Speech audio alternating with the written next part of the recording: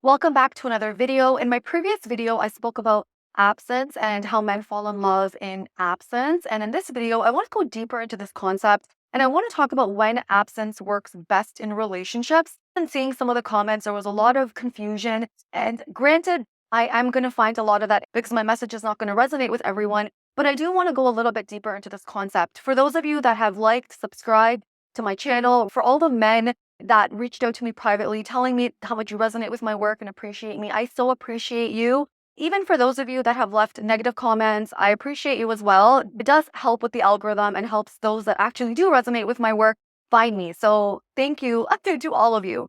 Now, in terms of absence, it is very healthy in secure relationships to have a little bit of space and distance. In order for there to be attraction, there needs to be a little bit of push-pull. I'm a masculine and feminine energy teacher. I also teach about polarity and primarily attraction in relationships. Without attraction, a relationship is devoid of romance, and without romance, there's no real reason for a romantic relationship aside for companionship. You can have companionship with a friend, with a dog. It's not the same as having deep level of attraction for the person that you were with. And this is primarily my message. And to help those of you that are looking for a sustainable long-term relationship with someone you are deeply attracted to, or for those of you that are in relationships and you're noticing that your partner's pulling away or there isn't much attraction, oftentimes people pull away because there isn't this level of attraction to this person. A few things I want to debunk about this idea. One of them is that in order to create absence, we are playing games. For any of you that have worked personally with me, know me, have followed my work the last few years, you would know that I'm not about games. I definitely do not teach games. In fact, I'm a inner work teacher. And if you read my books, Secrets of the Feminine Woman, I go into healing there. The concepts I speak about come from the healthy feminine or the healthy masculine. So when you are in the healthy energy, the concepts I speak about will resonate because you function from this energy. But when you're not coming from that space, you're looking for ways in which you can manipulate someone to bring them towards you. And although those concepts work, it's coming from an egoic standpoint. So when something is coming from the ego, even if it works, you're activating the other person's ego. So you're not really going to have a true healthy partnership. In healthy relationships, absence is a precursor to romance and it happens naturally. So this is not about creating space to manipulate the other person or to play games or anything like that. Because if you're in a relationship where you have to do these things to get the attention of another person, it's not the right relationship. And if you are creating distance to get another person to come towards you, that person is probably not interested in you enough. And there isn't enough of the attraction that even if you do pull away or you do create absence, because there isn't enough of that attraction, it's not really going to do anything to pull that person towards you. That person might come towards you, but as soon as you respond and they realize that you're still insecure, they're going to pull back again. The inner work really has to come first. In comments, I'm seeing certain messages about men don't want space. Now, I agree with this as well. So I want to communicate about this a little bit. Masculine energy men will never want space from you and don't want space from you. I completely agree with that. My partner is never looking for space. However, space comes naturally in healthy men because healthy masculine men are not relationship driven. They are driven towards providing and their well-being. They're very well-rounded. And so they're not looking for space. They never want space, especially if you're a feminine energy woman. They never want space from a feminine energy woman. However, the space is organic in that because they're so busy in their life, they will require that sort of space in being themselves. And again, this is where the attraction comes from because this is what is attractive also to a feminine energy woman. For me, I am not attracted to a man that has nothing else going on in his life and is just completely obsessed with me in that he forgets about his own life. He doesn't take care of himself. He doesn't meet his own needs. That is very off-putting to me, just as a masculine energy man is not attracted to a woman that is all about him. Now, again, let me just clarify. It doesn't mean that in a masculine feminine energy dynamic, you are not obsessed with each other because my partner and I are very attracted to each other and very into each other. But again, it comes from a natural, organic space in that we both meet our needs individually, and that is where our attraction for each other arises. I'm an individual, he's an individual, and together we meet in the middle as two individual wholes. And this is where the attraction comes from. Healthy individuals also have other things going on. It's not all about the relationship. We both enjoy taking care of ourselves, we enjoy our company, but we also have this healthy level of separation. This morning, he woke up at 6 o'clock to go to the gym. I'm attracted to that. So even if I'll sleep in, his ability and discipline to wake up at 6 o'clock, even if we go to bed late. I think we went to bed around 12 last night because we were watching this show on Netflix called Alone. And we just got super into the show. And then we're in bed after that. We're intimate after that. We're talking. And he's still very disciplined in terms of going to the gym in the morning. And I'm attracted to that, even if I won't go. That is an example of absence. That healthy absence and that space create attraction within me, because he could have stayed in bed longer and he could have cuddled with me or been in bed with me until whatever time we had to get up. But he decided to take care of his own needs and wake up and go to the gym. And that is very attractive to me. So this is where absence plays an important role. It is not that masculine energy men want to be away from their partner. It is not that my partner wants to be away from me. In fact, I'm super feminine with my partner. Those of you that are in my VIP group, you can see how in my feminine I am with him. I'm very drawn to him. In my VIP group the other day, I was sitting on his lap and my girls in the group were able to see that. I'm completely enamored, obsessed with my partner. I love him to pieces. On my Instagram, I'll share about him, and my Facebook, I'll share about him. So there's no games here. The reason that my partner finds this attractive is because I also have this independence to me, in that I'm also strong, I'm also educated, and I also have other things going on, and I'm not looking for validation. Without healthy space, there is no attraction. I want to talk about a few of the stages in relationships where this space or this absence is necessary.